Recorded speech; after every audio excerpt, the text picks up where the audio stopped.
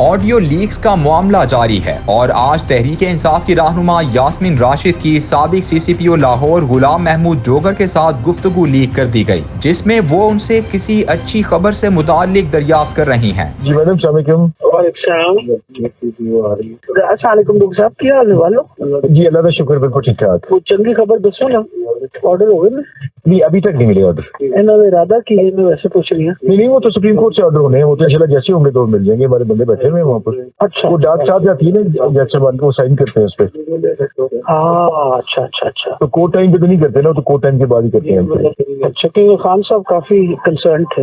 میں نے کہا تھا، میں نے کہا جی میری خبر کے مطابق ابھی تک ان کو نہیں ملے۔ جی ابھی تک نہیں، وہ آ جائیں گے، رات کو ڈاک سائن ہو کے آ جاتی ہوتی ہے۔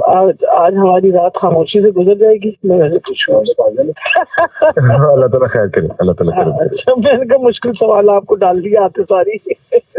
اللہ تعالیٰ کرم کرے، اللہ کرم کرے گا اپنا۔ ٹھیک ہے، ہماری ملکی سیاست کی بس اتنی سی کہانی ہے کہ یہاں نظریات اور ملکی مفادات کے بجائے تمام تر سیاسی قوت استعمال کرتے ہوئے مخالفین کو قابو کرنے کی کوشش کی جاتی ہے۔ یاسمین راشد کی مبینہ آڈیو لیک میں کیا گفتگو ہے اور غلام محمود ڈوگر کا سیاسی جھکاؤ کس جانب ہے؟ ان تمام معاملات سے قطع نظر دیکھا جائے تو اصل سوال یہ ہے کہ آخر سیاستدانوں کی گفتگو ریکارڈ کون کر رہا ہے، اور وہ کون ہے جو اس ریکارڈنگ کو گاہے گاہے لیک کرتا ہے؟ اس سارے عمل کا ریاست کو کیا فائدہ ہے اور کیا نقصان ہے؟ اس سے بڑھ کر یہ کہ آڈیو ریکارڈنگ اور ریلیز کا یہ سلسلہ کہاں تک جاری رہے گا؟